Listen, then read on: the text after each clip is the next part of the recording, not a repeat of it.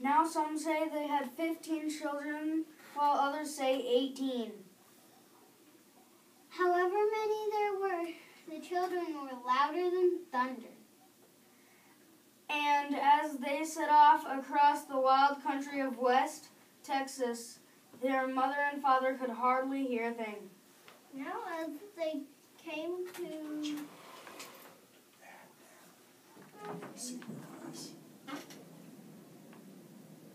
Pickles River, they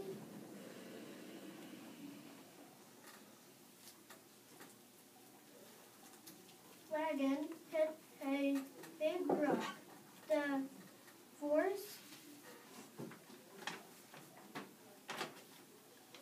three little Bill out of the wagon, and he landed on the sandy ground. Mother did not know Bill was gone until she gathered the children for midday meal.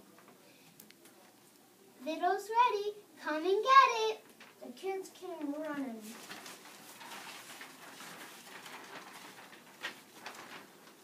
But something wasn't right.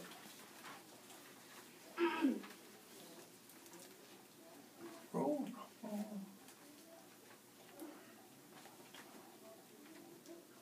Roll call. Sound off. 1, 2, 3, 4. One of the kids answered, But not Bill. Dad, burn it. Did that boy run off again? Pa? Probably chasing rabbits. And Pa had no idea how true that would become. Mother set off with some of the children to look for Bill, but they could not find him. They could find no sign of him. Some people say Bill was just a baby when his family lost him. Others say he was 4 years old. But all agreed that a group of animals called coyotes found Bill and raised him. Bill did all things those animals did, like chase lizards and howl at the moon, because he became as good a coyote as any.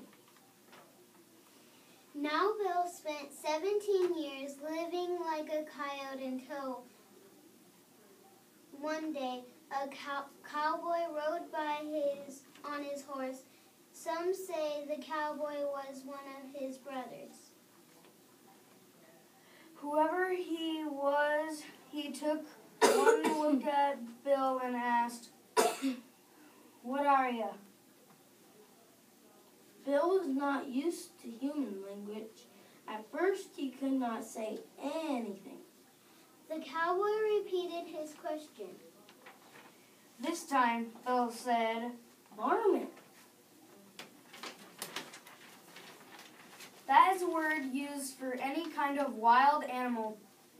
No, you aren't. Yes, I am. I have fleas. Lots of people have fleas. You don't have a tail. Yes, I do. Show it to me then. Bill looked at his backside and realized he did not have a tail, like the other coyotes. What am I then? You're a cowboy, so start acting like one. Well, that was all Bill needed to hear. He said goodbye to his coyote friends and left to join the world of humans. Now Pecos was a good cowboy, and still he hungered for adventure. One day he heard about a rough group of men.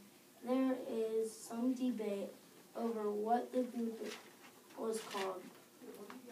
But one storyteller calls it the Hades. Gate Gang. So Bill set out across the rough country to find his gang of men. Well, Bill's horse soon got injured, so Bill had to carry it for 100 miles.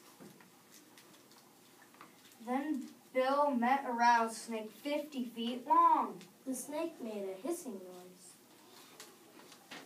And was not about to let Bill pass.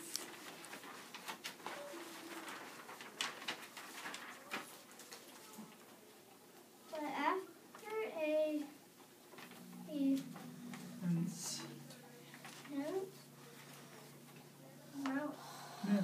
minute, Bill beat the snake until it surrendered. He felt sorry for the varmint, though he wrapped it around his arm. After Bill walked another 100 miles, he came across an angry mountain lion. There was a huge battle. But Bill took control of the big cat and put his saddle on it.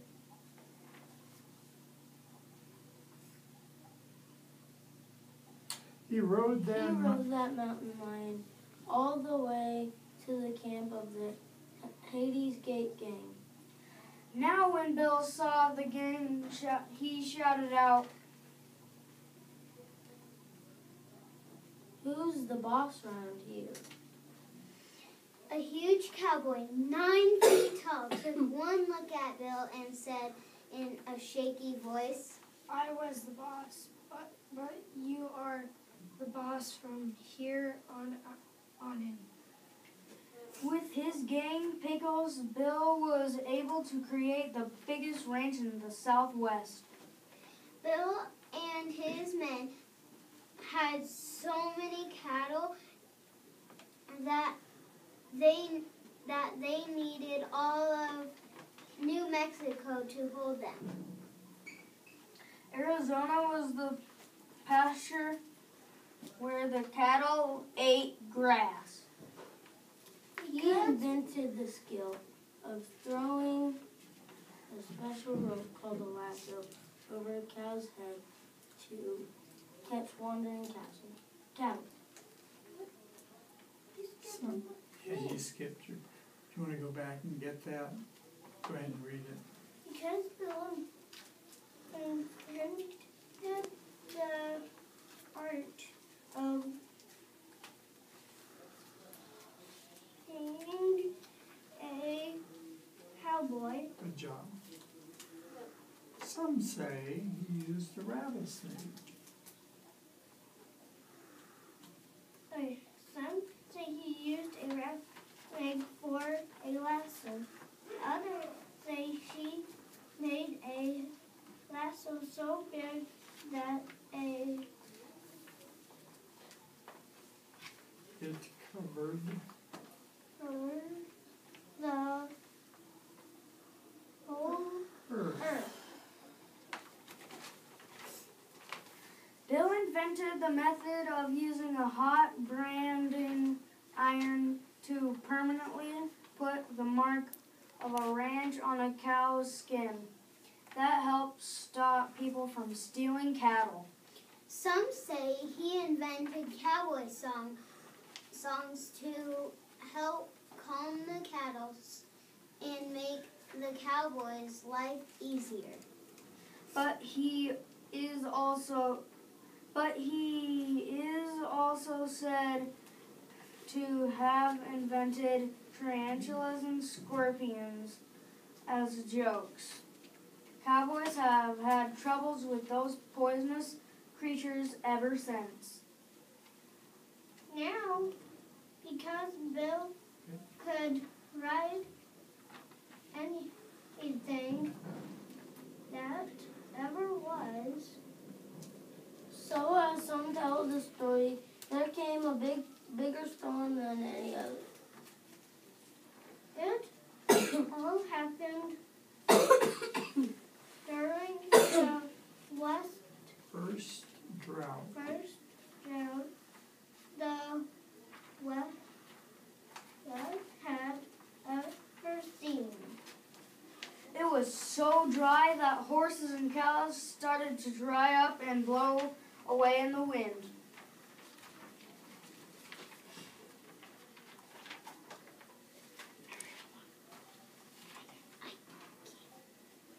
So when Bill saw the windstorm, he got an idea. The huge tornado kicked across the land like a bronco. But Bill jumped on it without a Out of thought. thought. He rode that tornado across Texas, New Mexico, and Arizona, all the time squeezing the rain out of it to save the land from drought. But when the storm was over, Bill flew off the tornado. He landed in California. He left a hole so deep that to this day it is known as Death Valley. Now Bill had a horse named Widowmaker. He got that name because any man who ride Who That rode horse would be thrown off. thrown off and killed, and Wife, lived. wife would become a widow. No one could ride that horse but Bill. Howdy, so glad that And Widowmaker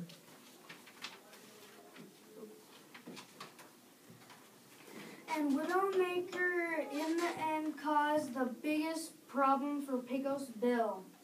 You see, one day Bill saw a woman. Not just any woman, but a wild red-haired woman riding a giant catfish down the Rio Grande River. what's the real name of this gal that rides leaping catfish so well? Slue Foot Sue. What a pretty name. And Bill fell in love with her at first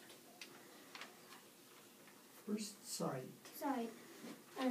And what a pretty dame. Well, Bill would not rest until he asked for her hand in marriage.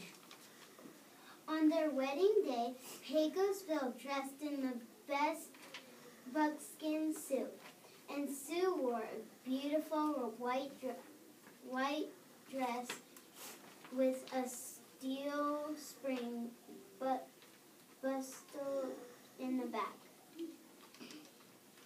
It was the kind of big dress that many women wore in those days. The bigger, the better. Now after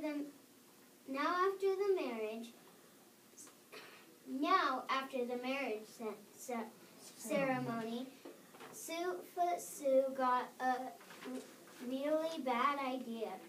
She decided that she wanted to ride Widowmaker. Bill begged her not to try, but she had her mind made.